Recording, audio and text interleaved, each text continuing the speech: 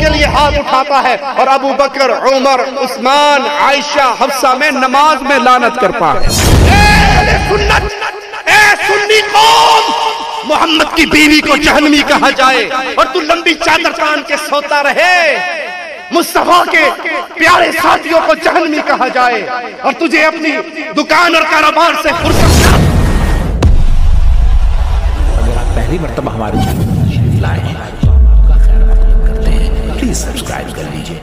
یاسر خبیث جو حقیقت میں خاسر خبیث ہے، خسارہ پانے والا خبیث، وہ نماز پڑھتا ہے اور نماز میں قنوت کے لیے ہاتھ اٹھاتا ہے اور ابو بکر، عمر، عثمان، عائشہ، حفصہ میں نماز میں لعنت کرتا ہے۔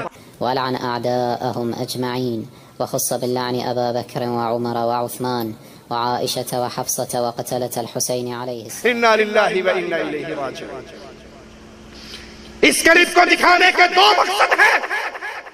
اے حق کی تلاش کرنے والے، اے حقیقت کو ڈھونڈنے والے، کبھی نماز کے اندر محمد کے سسروں کو گالی دی جائے؟ ابو بکر صدیق میرے نبی کے سسر نہیں ہے؟ فاروق اعظم میرے نبی کے سسر نہیں ہے؟ کیا سسر کا مقام باپ والا نہیں ہوتا؟ کیا عثمان میرے نبی صلی اللہ علیہ وسلم کے داماد نہیں ہے؟ کیا عائشہ اور حفصہ میرے نبی کی زوجہ نہیں ہے؟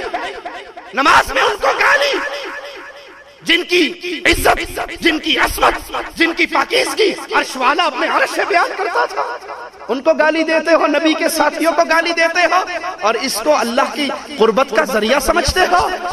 اور دوسرا سوال اے اہل توحید تم سے ہے، اے میری سنی قوم، یہ کلپ دکھا کے میں تمہیں جگا رہا ہوں کہ آج کفر اس حد تک بڑھ چکا ہے، وہ نمازوں میں ابو بکر کو گالی دے رہے ہیں، عثمان کو گالی دے رہے ہیں، عمر کو گالی دے رہے ہیں، حفصہ کو گالی دے رہے ہیں، خدیجہ رضی اللہ تعالی عنہا ان کے رسول صلی اللہ علیہ وسلم کی زوجیت میں آنے والی بیویوں کو گالی دے رہے ہیں۔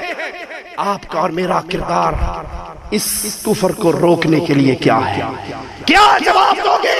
قیامت کے دن اگر ابو بکر نے پوچھ لیا، عمر نے پوچھ لیا، عثمان نے پوچھ لیا، امی عائشہ نے پوچھ لیا، امی حفصہ نے پوچھ لیا، ہمارے وارث ہونے کے دعوے دار تھے تم، ہم سے محبت کے دعوے دار تھے، تم کہا کرتے تھے صحابہ کے وارث دھرتی پہ اہل سنت ہے، اہل الحدیث ہے، جب لوگ نمازوں میں ہمیں گالیاں دے رہے تھے تم نے کیا کیا تھا؟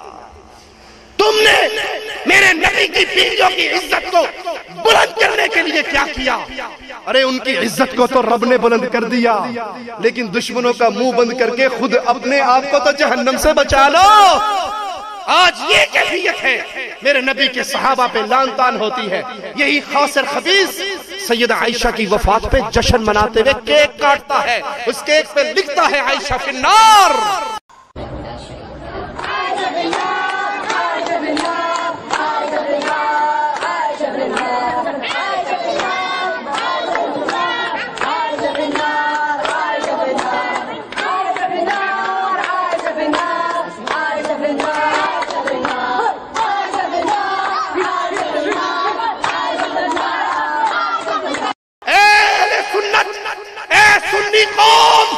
محمد کی بیوی کو جہنمی کہا جائے اور تو لمبی چادر تان کے سوتا رہے، مصطفیٰ کے پیارے ساتھیوں کو جہنمی کہا جائے اور تجھے اپنی دکان اور کاروبار سے فرصت نہ ہو، تیرا اندر کا ایمان تجھے جھنجھوڑ کر دعوت کے میدان میں نہ کھڑا کر دے، تیری غیرت کا کیا فائدہ؟